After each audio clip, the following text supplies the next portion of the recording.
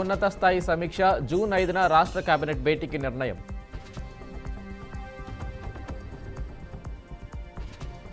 సిద్దిపేటలో విషాదం, BMW car కొనివ్వలేదని యువకుడి బలవన్మరణం.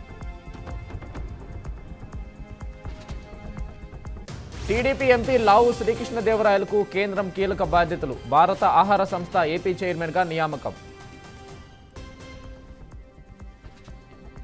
హైదరాబాద్లో ఈరోజు ట్రాఫిక్ ఆంక్షలు, తెలంగాణ రాష్ట్ర ఆవిర్భావ వేడుకల నేపథ్యంలో నిర్ణయం.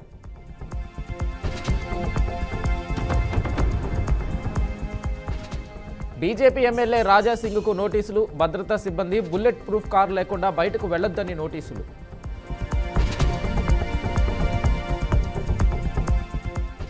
డీజీపీకి లేఖ రాసిన టీటీడీ పాలక మండలి సభ్యుడు భానుప్రకాష్ రెడ్డి, టీటీడీ చర్యలకు వైసీపీ భంగం కలిగిస్తుందని ఆరోపణ.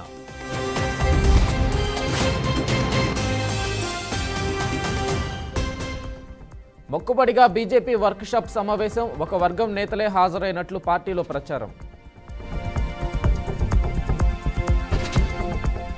మీనాక్షి నటరాజన్తో మంత్రి సీతక్క ప్రత్యేక భేటీ, తాజా రాజకీయ పరిస్థితులపై సీతక్కతో సమీక్ష.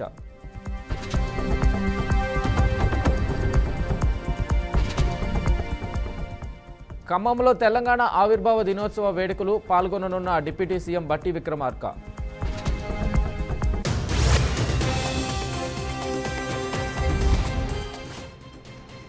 జనసేన శ్రేణులకు పవన్ కళ్యాణ్ పిలుపు, జూన్ 4ను సంక్రాంతి దీపావళి కలబోతగా తీసుకుందామన్న జనసేన.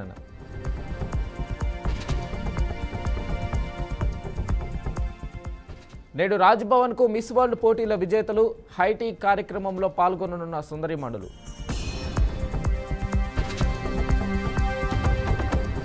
ఈ నెలలో ఏపీలో రాష్ట్రపతి ముర్ము, మోడీ పర్యటన ఏర్పాట్లపై నేడు సమీక్షించనున్న చంద్రబాబు.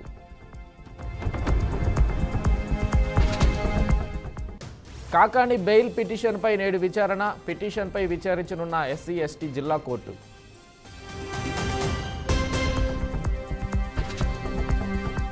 నార్వే చెస్ టోర్నీలో అదరగొట్టిన దౌమరాజు గుకేష్, వరల్డ్ నెంబర్ 1 మాగ్నస్ కార్ల్సన్ను చిత్తు చేసిన వైనం.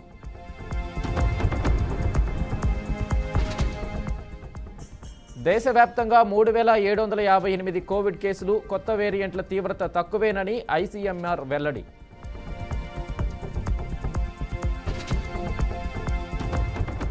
అరుణాచలంలో భక్తుల మధ్య తీవ్ర ఘర్షణ, పలువురికి గాయాలు, గిరి ప్రదక్షిణ క్యూలో తోపులాట, కొట్లాట.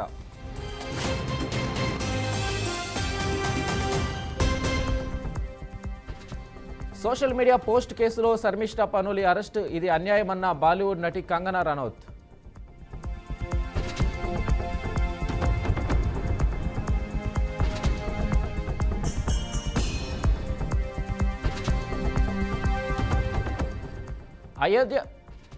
అయోధ్య రామ మందిరాన్ని దర్శించనున్న నూతన మిస్ వరల్డ్, భారత్లోని అనేక ఆలయాలను సందర్శిస్తారన్న సుచాత చువాంగ్శ్రీ.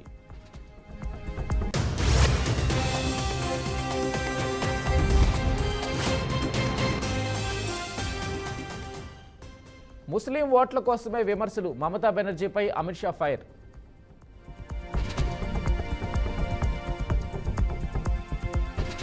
ఉగ్రవాదంపై కొత్త రెడ్ లైన్, షాంగ్రీ లా డైలాగులో భారత్ పాక్ జనరల్స్ హెచ్చరికలు.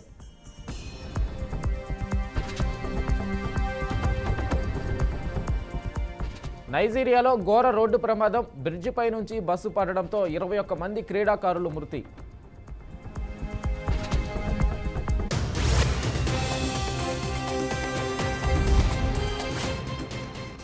రష్యాపై డ్రోన్ దాడులు చేసిన ఉక్రెయిన్, $2 బిలియన్ పైగా నష్టం వాటిల్లిందని అంచనా.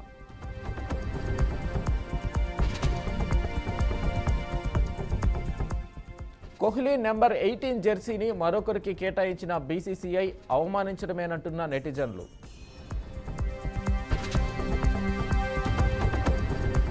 కీలక పోరులో ముంబై చిత్తు, ఉత్కంఠ విజయంతో ఫైనల్కు చేరిన పంజాబ్.